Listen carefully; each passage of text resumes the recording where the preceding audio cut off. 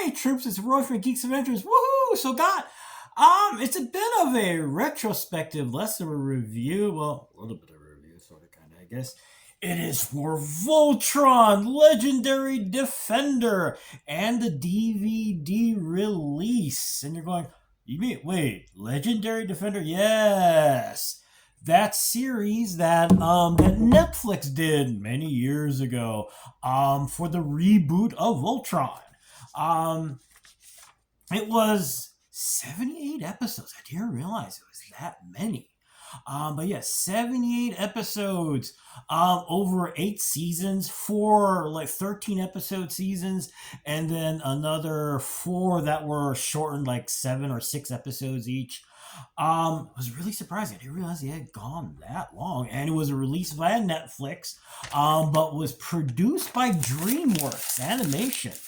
And it was basically meant as a reboot. Start then a full blown reimagining of the series. I mean, all of us folks my age and older, we remember the whole Monster of the Week, the big old theme song, the blazing sword, and on fighting the atypical monster every week, and yada yada yada. This one in a different direction. Where it was a giant interconnected series. As Earth got sucked into this giant intergalactic war against the Galra. It was a wonderful, fun new direction. I mean, yes, the whole Monster of the Week thing is fun because you get to see a new mech every week. It's kind of cool. All sorts of different weapons, fighting, and all that kind of stuff. But it was just fun to see this giant, vast story. Lots of ships, lots of alien races, a lot of just fun, great things over time. Bear with me, notes. Now, the series in general was well received, except for the last season where things happened. Trying not to give you guys too much of a spoiler, but for those who watch the series, there are lots of strong opinions on that about a particular character. But anyway, the series in general, like I said, it was a giant interconnected story. But about once a season, they did a kind of fun, goofy episode, kind of along the lines of the way, for me at least, kind of like how in the X-Files, once a season, they decided to do something funny and goofy. Once a season, roughly. They did the same for Voltron. For instance, the Monsters and Mana episode from season 6, episode 3, where the pilots of the Voltron Lions get involved in a D&D-esque campaign. Yeah, they're playing D&D.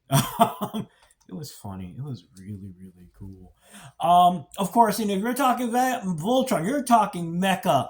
Tons of wonderful mecha over the years, monsters, and also introducing. At the end, just about end of every season, they had the one giant, mega, uber powerful mecha fight. Fun giant robots clashing with each other. In particular, though, for me, season 7 and 8. In season 7, you're introduced to their a cross between the SDF-1 from Macross, the Yamato from Space Battleship Yamato, Battlestar Galactica, all those awesome giant ships crammed into one. The Atlas appears in season 7.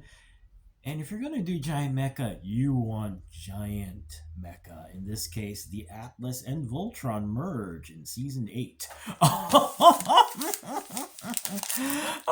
lots of cool stuff. Now, of course, if you're going to talk Voltron, you're going to talk about mecha. You got to talk about toys, right?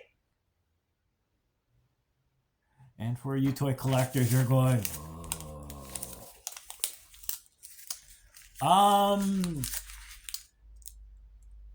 there were issues with the toys. There are lots of them. The big prevailing one that folks ran into.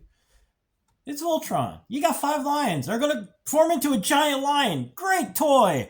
The full-size 12-inch version had issues with the red and green lion connecting to everything, and the tail was a central connector. And do some poking around the internet, and it got I ended up getting.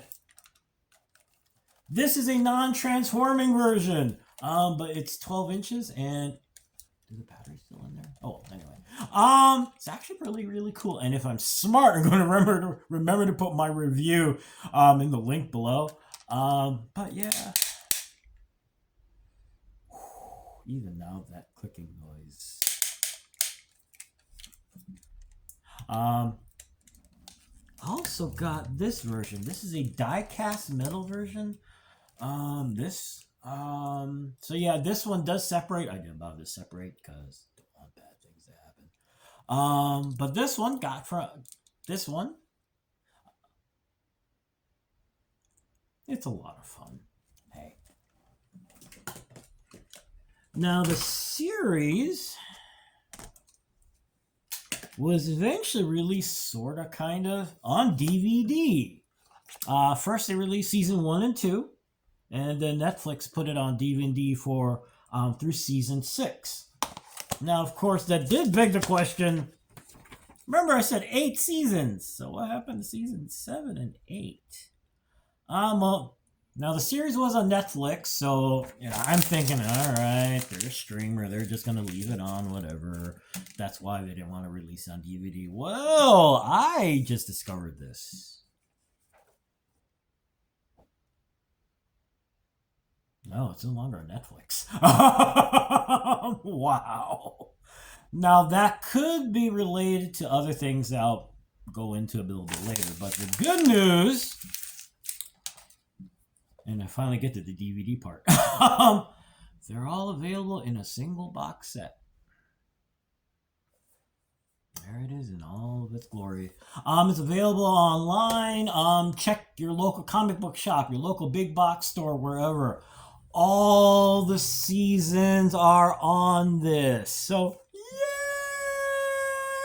Cool! Hooray! So you get to see this in all of its glory. From what I can tell, unfortunately, there are no special documentaries, which is kind of sad. But on the flip side, the fact that you can actually get this now, you take what you can get. So yeah, it's a multi-disc set, a giant, bookcase looking thing. So yeah, now finally you can see all 8 seasons, see Voltron in all of its glory.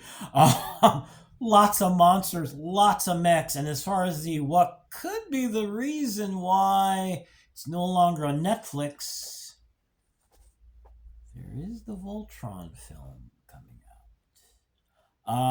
And no, this is not the umpteenth. Well, rumors say, no. Prime, Amazon Prime, which may be why Netflix went, see ya, to the whole series. And MGM Studios, I guess, have the principal filming is done. It's in post-production right now. 2027 is the release time that they're shooting for. Doing some more research on the film. I mean, it's been all known for all the Henry Cavill. Yes, that Henry Cavill from Superman and from Warhammer 40K. Is playing King Alfor. But one of the bits I did not realize, Sterling K. Brown is playing Zarkon. That's gonna be awesome. That's gonna be so cool. So we'll see what happens. Considering they're mentioning King Alfor, it sounds like they're doing a full-blown long origin story, but we shall see. So there you go, a major retrospective on this series. The series, it's interesting to watch this because to see how kind of complicated this whole reboot has been in the post-streaming era. I like to think of it as where it's no longer just a matter of, hey, just put the stuff out. I mean, now it's like, how do things interact? How the licenses work? I mean, the fact that, yes, this was released on Netflix, but it was actually produced by DreamWorks, and then you've got MGM, Amazon involved in the film. So where is it now? Well, the good news is at least it's out in a physical form that anyone can own. So yeah, and then now next year, cross your appendages, folks. See how the film goes. Anyway, I'm gonna go because it's a Sunday. Yada yada yada. But yeah, there you go.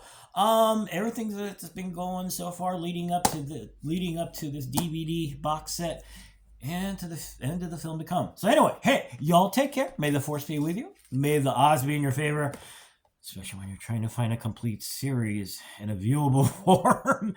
And as always, be good to each other, okay, peeps? Y'all take care. Peace. Bye.